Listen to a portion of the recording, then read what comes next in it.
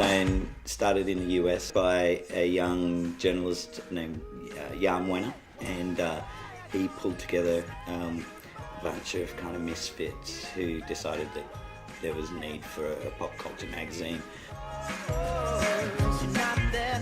It started here in 1972. Rolling Stone's an interesting one because it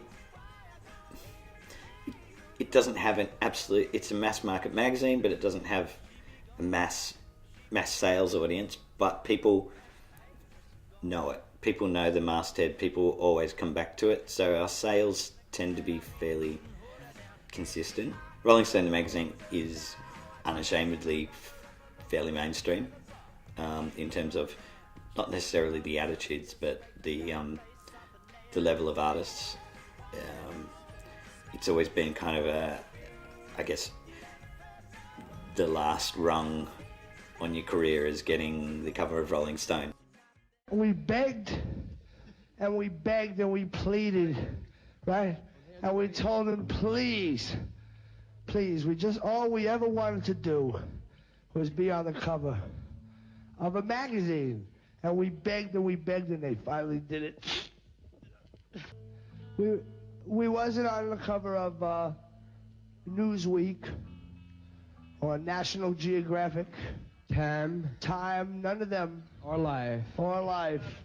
But Penthouse, no. But we did make one. Well, we big rock singers, we got golden fingers, and we're loved everywhere we go.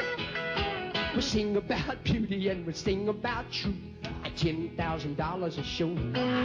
We take all kind of pills and give us all kind of thrills, but the thrill we've never known is the thrill that'll get you when you get your picture on the cover of the Rolling Stone. It's about, I guess, treating pop culture like it's high art. It's always been kind of seen as the kind of, I guess, the counterculture Bible. The writing's never lowest common denominator. Like, a lot of people look at it and go, that's 8,000 words about a record, I just don't want it. Don't want to read that. Ideally, a Rolling Stone reader will want to read that.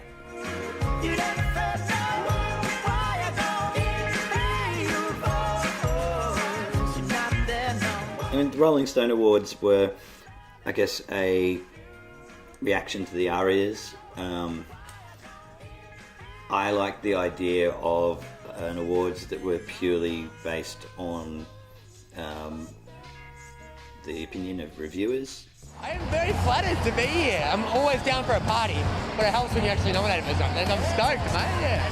Amazing the way there's so many like amazing artists up for the awards, and it's kind of like anybody who gets it deserves that shit, so I'm happy for them. I could not follow her, sick of people thinking that I really should have followed her. If this was all I dreamed. And so I wanted to have an awards that was based on that feeling of that the artists get when they get a 5-star review, and I also wanted it to be less boring than the ARIAs. It's just a really boozy, kind of drunken, badly behaved event. I'm pretty proud of every issue. Every time an issue comes out, I pick it up and I flick through it and I look at how small the team is and I go, oh, I can't believe we did that. I can't believe we got it out.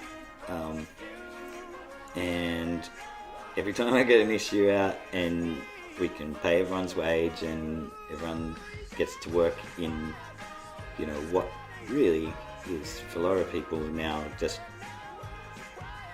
never going to be anything more than a hobby. Wow, I'm keeping people like gainfully employed in an industry that's this much fun. That's great.